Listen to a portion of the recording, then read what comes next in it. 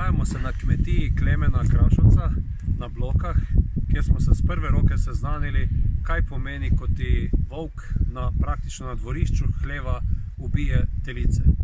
To, kar se tu dogaja, je nevzdržno, zato je enostavno potrebno z kontroliranim odstrelom, strokovnim, kar tudi strokovne službe velevajo, urediti ta nered na tem področju. Klemen, prosim, če mogoče pokažeš, kje se je pravzaprav to zgodilo.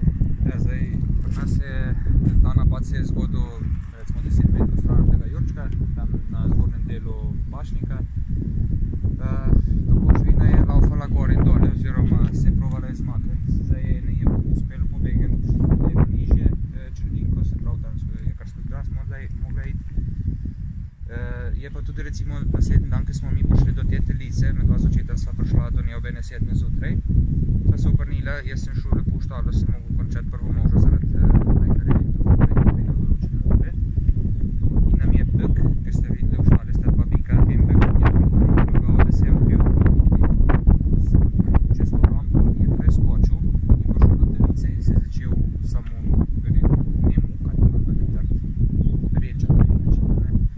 se vidi recimo tudi žival na en način, se ne vidi drugo sovrstnico ali pa osebno sicer manjša od njega,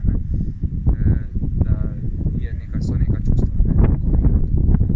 In zdaj pol, en teden kasneje še smo imeli pa še recimo tam doli pašnik, je pa isto napad na dve telice.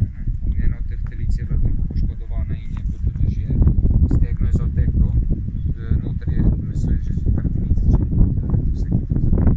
Torej, tisto je veterinarno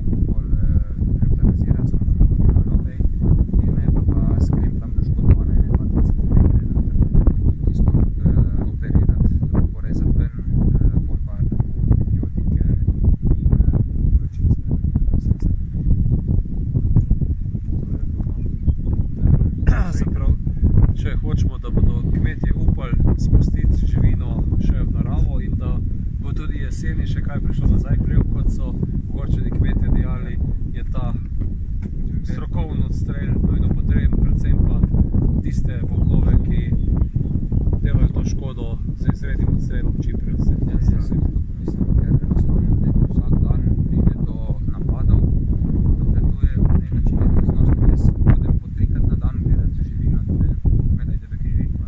Zdaj pa tako smo se prej pogovarjali, enostavno je zdaj, čreda je velika, zdaj se nekaj brane, zdaj prejšnjo leto smo pa mnogo plemenskega bika smo tukaj, vse krave so bile približno tisti cajt odbojene in pozor enega meseca vsa velika živina šla domov. Jaz pa ne vem, kaj se bo zgodilo na telicemi, ker tu pa enostavno tudi, če greste začer ven, zdaj se kakšno noč prav slišiš vse, točno kje lajajo, že veš, kje se vse približno.